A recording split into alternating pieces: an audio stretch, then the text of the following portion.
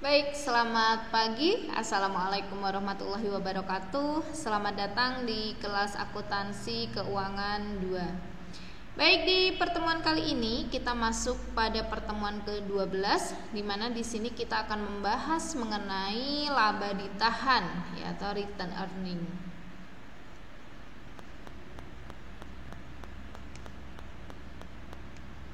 Baik, tujuan pembelajaran kita di pertemuan ke-12 ini ya diharapkan nanti rekan-rekan semua setelah mengikuti kelas memahami dan mampu menjelaskan mengenai definisi laba ditahan.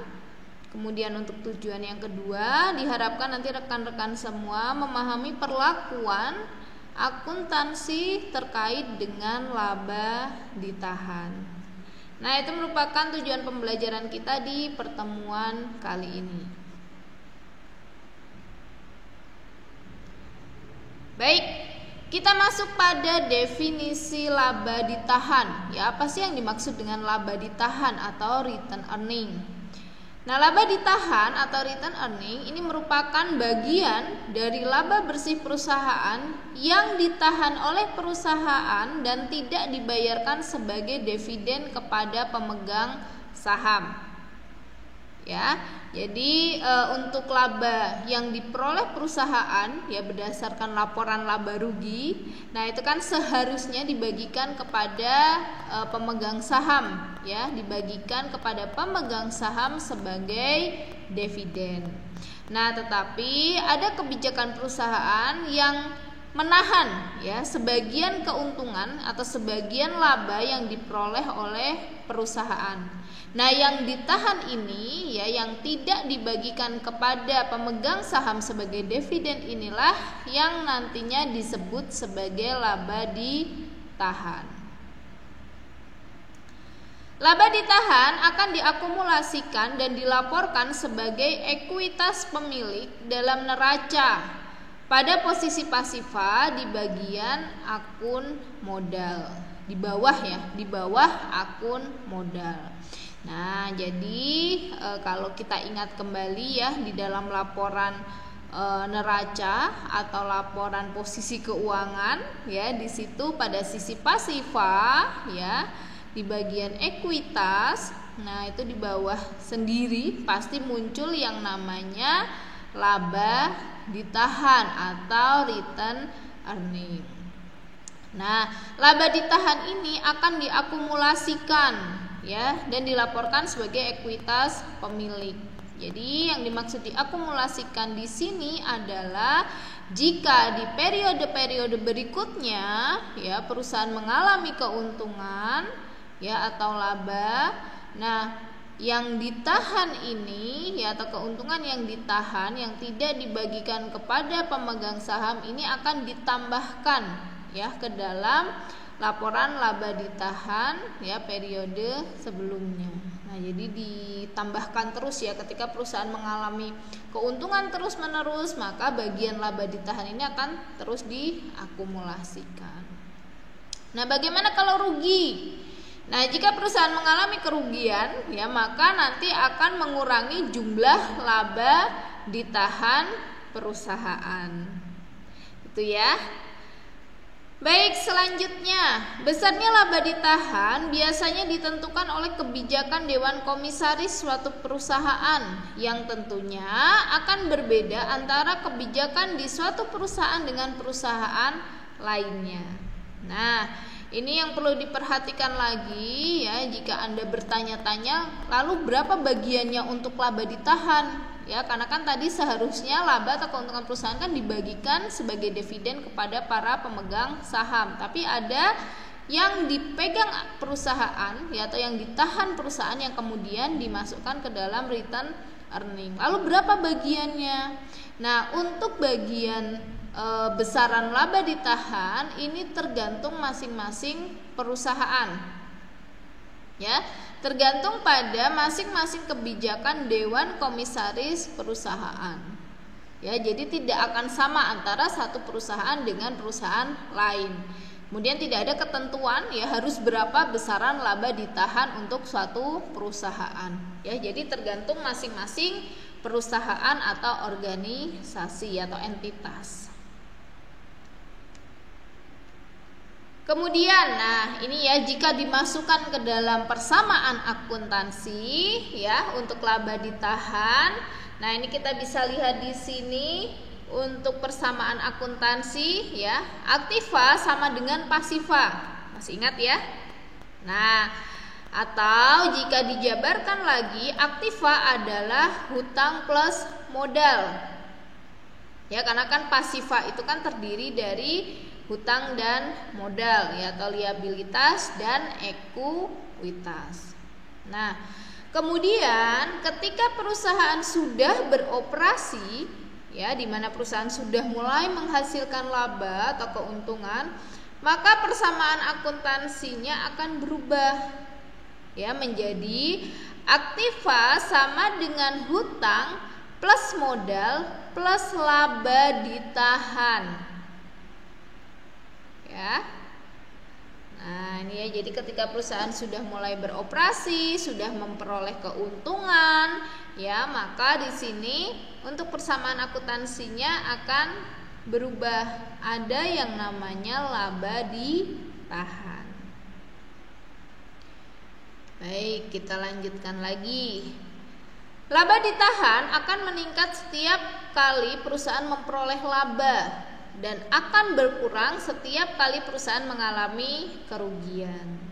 Nah, ini untuk nominal laba ditahan itu akan dipengaruhi oleh laba rugi perusahaan. Ya, karena tadi kan dia akumulasi ya. Jadi ketika perusahaan di periode-periode berikutnya mengalami keuntungan, ya maka akan menambah laba ditahan perusahaan. Ya, tapi misalnya di periode mendatang nih perusahaan mengalami kerugian. Nah, maka kerugian ini akan mengurangi laba ditahan.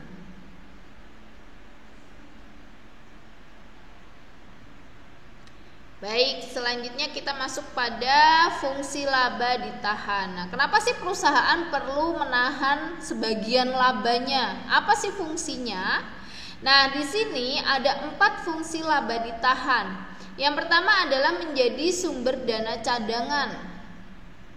Laba yang seharusnya dibagi jika akhirnya ditahan, maka bisa menjadi dana cadangan bagi perusahaan. Dengan catatan para pemilik saham atau pekerja mengetahui arah penahanan laba yang ada, misalnya sebagai tujuan menjadi sumber dana sewaktu-waktu. Nah, jadi jika sewaktu-waktu perusahaan membutuhkan dana, nah ini bisa diambilkan dari laba ditahan. Itu ya, jadi menjadi sumber dana cadangan. Kemudian yang kedua, menjadi modal pengembangan bisnis dan usaha. Nah, penahanan laba bisa digunakan sebagai modal pengembangan bisnis serta usaha. Pengembangan bisnis sendiri tidak hanya merujuk pada soal pengembangan gedung, tapi bisa terkait penambahan sumber daya lainnya yang diperlukan oleh perusahaan. Nah, jadi fungsi yang kedua terkait dengan laba ditahan adalah untuk pengembangan usaha. Ya, misalnya nih perusahaan mau melakukan ekspansi atau perluasan usaha.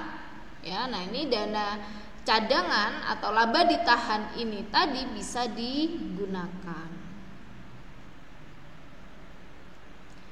Kemudian fungsi yang ketiga untuk pembayaran hutang.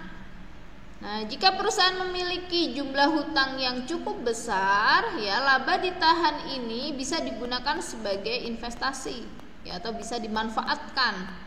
Di mana dengan memanfaatkan laba yang masih disimpan, perusahaan bisa mengalokasikan pembayaran hutang dengan tepat waktu. Nah, misalnya nih perusahaan memiliki hutang yang hampir jatuh tempo, ya, tetapi belum ada dana untuk membayar hutang tersebut. Nah, bisa digunakan yang namanya laba ditahan untuk menutup hutang yang hampir jatuh tempo tersebut. Kemudian sebagai modal pengembangan bisnis dan usaha berkelanjutan. Laba ditahan dapat dimanfaatkan sebagai modal investasi lanjutan, seperti melakukan pembelian saham di perusahaan lainnya. Hasil yang diperoleh dari pembelian saham digunakan untuk melakukan pembelian tanah, bangunan, atau barang operasional guna membantu perusahaan. Ya, jadi sebagai pengembangan bisnis dan usaha berkelanjutan. Di sini tadi dicontohkan ya, misalnya perusahaan punya laba ditahan, kemudian diinvestasikan dengan membeli saham.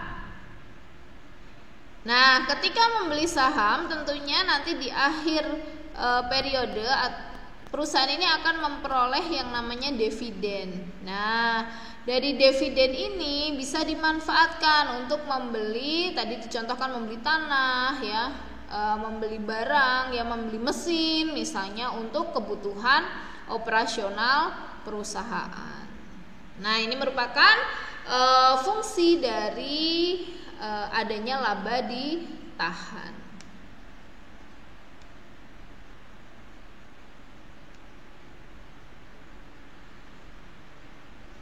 Baik, selanjutnya laba ditahan ini merupakan akun penampung laba yang berasal dari laporan laba rugi atau income statement.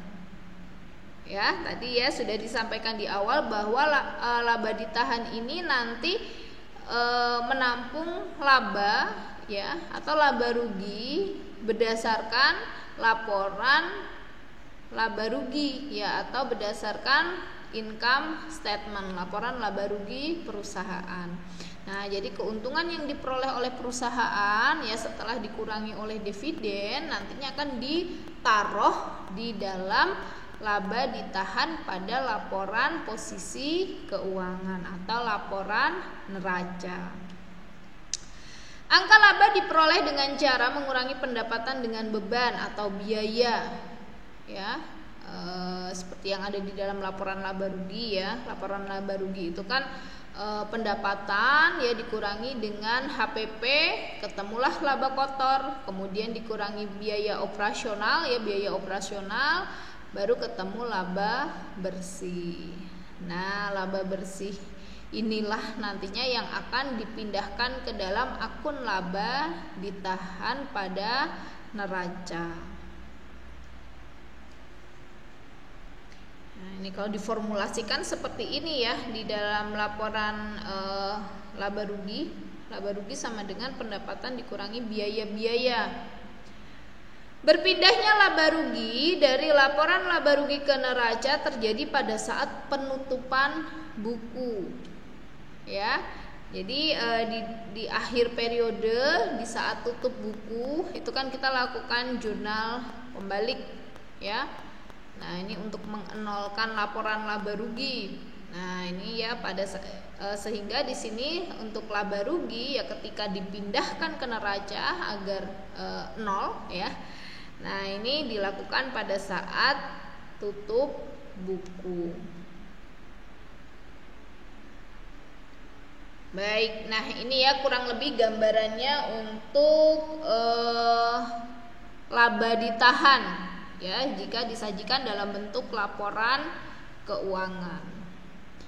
Baik, kita lihat di sini ya, tadi disampaikan bahwa laba rugi, laba ditahan itu menampung laba yang diperoleh dari laporan laba rugi atau income statement. Nah, kita lihat di sini ya, di sini ada laporan laba rugi.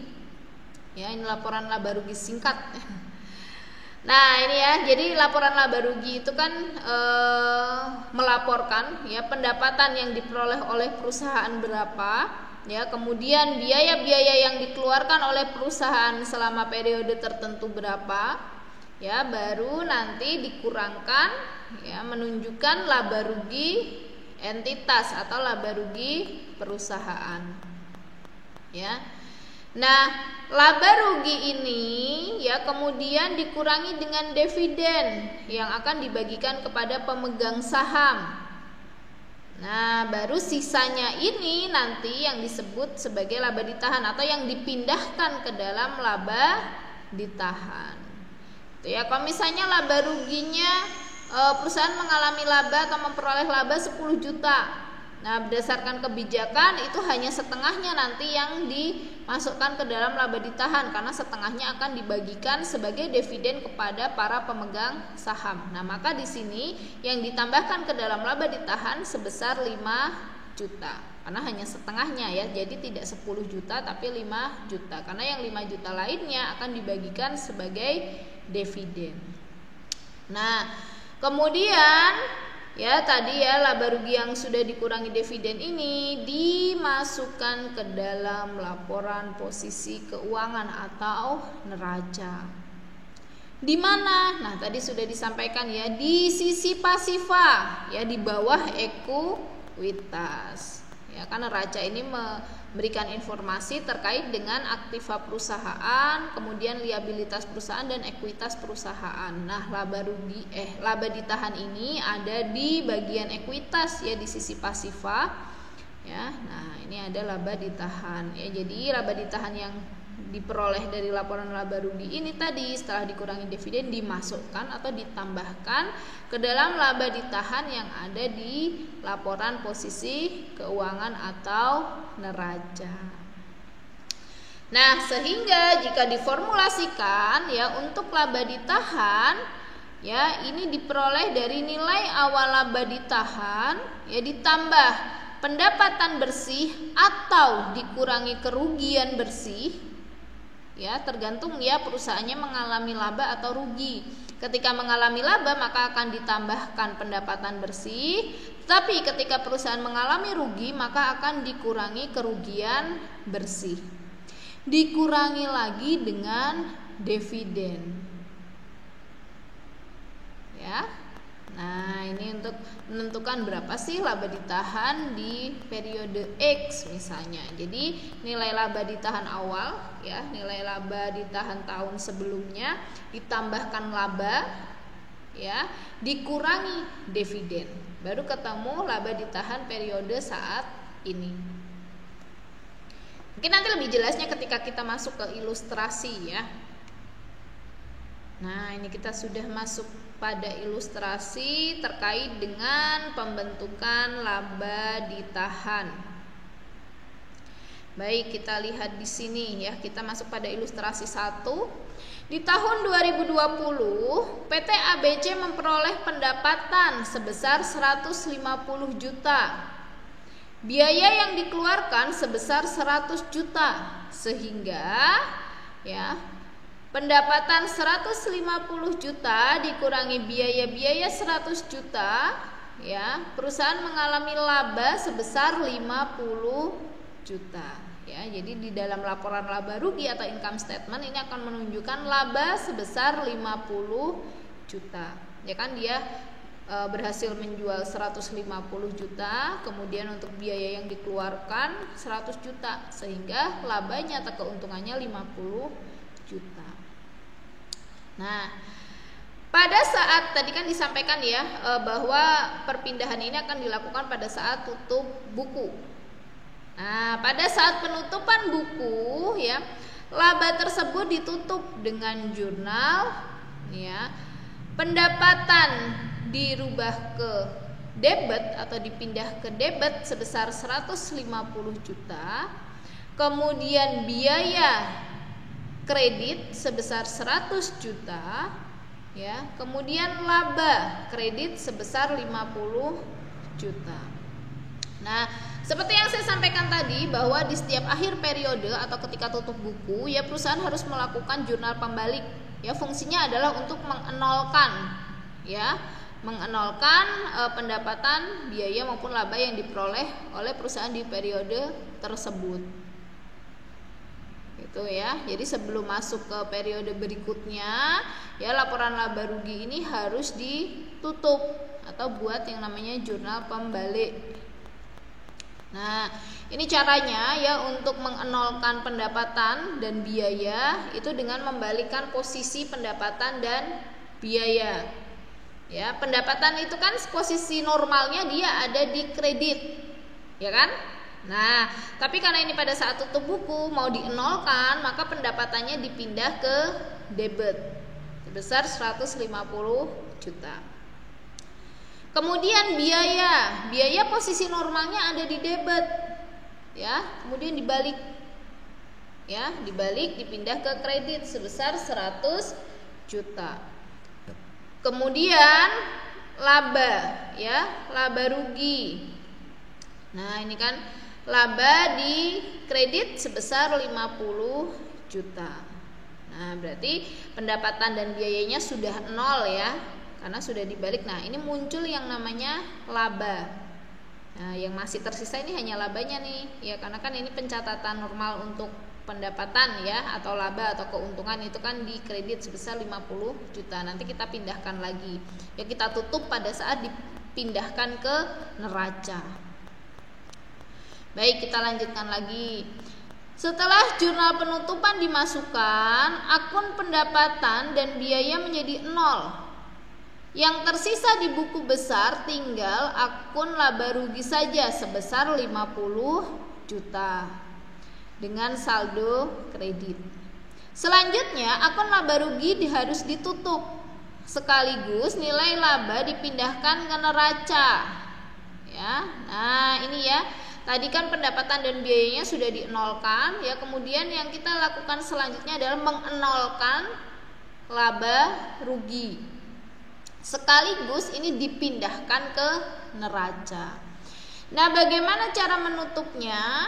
Ya, atau membuat jurnal penutup untuk laba rugi, ya, atau istighsar laba rugi. Nah, ini ya. Tadi posisi laba normalnya itu kan di kredit. Nah, ini kita pindahkan ke debit. Ya, dia kan normalnya di kredit, kita pindahkan ke debit sebesar 50 juta untuk laba rugi. Kreditnya adalah laba ditahan sebesar 50 juta. Nah, ini ya, karena laba ditahan masuk ke dalam kelompok ekuitas. Ya, ekuitas itu kan pasifa, ketika bertambah posisinya ada di kredit, ya, ketika berkurang posisinya ada di debit. Nah, ini kan bertambah nih, ditambah 50 juta. Nah, maka di sini ya bertambah di kredit sebesar 50 juta. Sehingga nilai akun laba ditahan pada neraca akan bertambah sebesar 50 juta. Jika saldo laba ditahan pada laporan neraca PT ABC per 31 Desember sebesar 200 Desember 2019 sebesar 45 juta, maka besarnya saldo laba ditahan PT ABC per 31 Desember 2020 sebesar 45 juta plus 50 juta ketemu 95 juta. Nah, ini ya, karena tadi kan dikatakan bahwa laporan bahwa akun laba ditahan ini kan akumulasi ya, akumulasi laba ditahan dari periode-periode sebelumnya. Nah, misalnya ini ya di awal pembukuan ya, ini laba ditahannya 45 juta. Ya, awal pembukuan tahun 2020 ini kan saldonya diambil dari akhir tahun atau akhir periode 2019. Nah, ini misalnya saldo awalnya 45 juta. Kemudian laba ditahan di periode 31 Desember 2020 ya, labanya 50 juta. Maka total laba ditahan sebesar 95 juta. Nah, 95 juta ini nanti yang akan muncul di dalam laporan posisi keuangan atau neraca per 31 Desember 2020. Tuh ya. Baik, kita lanjutkan lagi untuk ilustrasi yang kedua.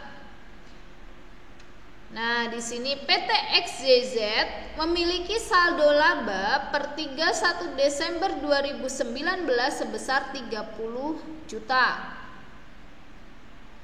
Laporan laba rugi perusahaan menunjukkan laba bersih yang diperoleh perusahaan tahun 2020 sebesar 15 juta. Kebijakan perusahaan terkait dengan pembagian dividen adalah 0,5 dari laba bersih yang diperoleh perusahaan. Maka besar laba ditahan perusahaan tanggal 31 Desember 2020 adalah sebagai berikut. Baik, kita lihat di sini. Bentar ya, ini saya lengkapin, ini ada yang kurang kata-katanya. Laba ditahan ini ya harusnya ya. Oke.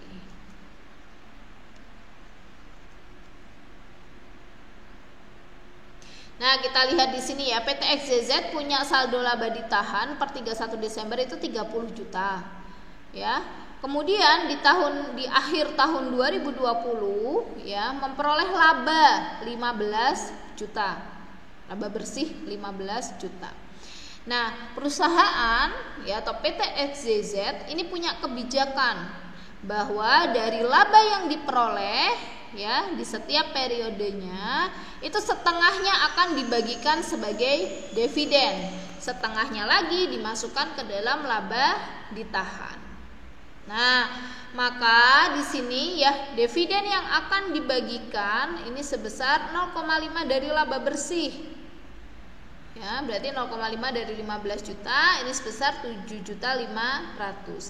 Nah, 7.500.000 ini ya dari 15 juta, 7.500.000 ini akan dibagikan sebagai dividen, 7.500.000 sisanya akan dimasukkan ke dalam laba ditahan. Nah, maka laba ditahan per 31 Desember 2020 ini diperoleh angka ya 30 juta ya dari laba ditahan tahun sebelumnya ya 30 juta ditambah dengan laba bersih dikurangi dengan dividen sebesar 7.500.000 ya sesuai dengan formula yang tadi ya. Saya lihatkan lagi formulanya. Nah, ini ya formulanya.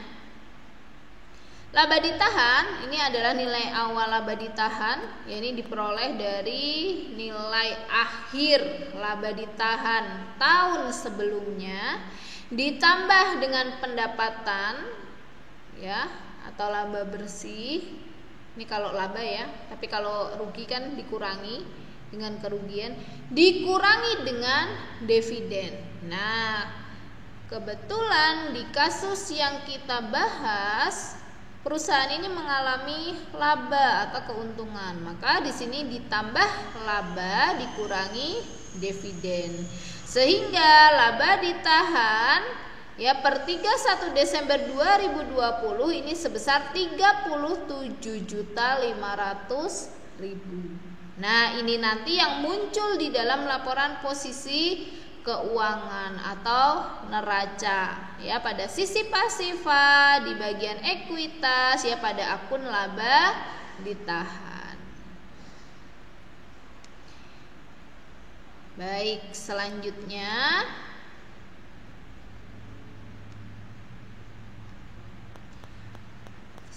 kita masuk faktor lain penyebab naik turunnya laba ditahan. Nah, ini ya tadi kan laba ditahan dipengaruhi oleh laba atau kerugian yang diperoleh oleh si entitas atau perusahaan. Nah, ini ada faktor lain penyebab naik turunnya laba ditahan. Nah, contoh ya. Ini contohnya ya untuk penurunan laba ditahan ini dipengaruhi oleh faktor salah satunya adalah pembagian dividen. Perusahaan membagikan laba untuk laba yang diperoleh untuk para pemegang saham. Nah, tadi ya untuk pembagian dividen kan sesuai dengan kebijakan perusahaan. Nah, semakin besar ya prosentase laba atau keuntungan yang akan dibagikan sebagai dividen, maka akan semakin menurunkan atau mengurangi jumlah laba ditahan.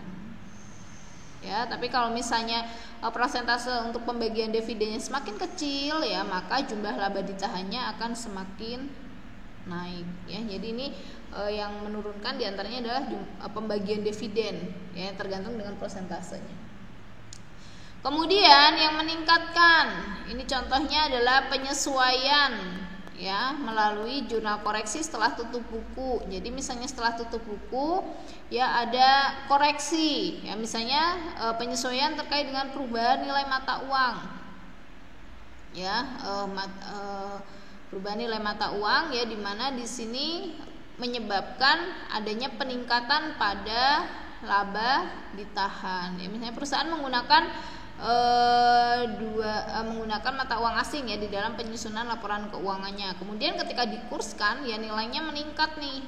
Ketika menyusun laporan keuangan sekarang atau melakukan penyesuaian ya nilainya meningkat, maka di sini akan meningkatkan jumlah laba ditahan. Ya, ini contoh saja faktor-faktor penyebab naik turunnya jumlah laba ditahan. ya, selain faktor utamanya yaitu perolehan laba atau rugi entitas atau perusahaan di periode tertentu.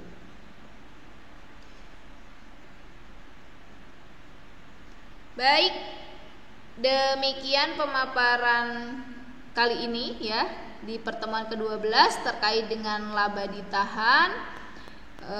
Terima kasih banyak ya untuk rekan-rekan semua. Kemudian jangan lupa presensi ya, jangan lupa tugasnya ya untuk pertemuan ke-12 ya. Nanti untuk tugas saya share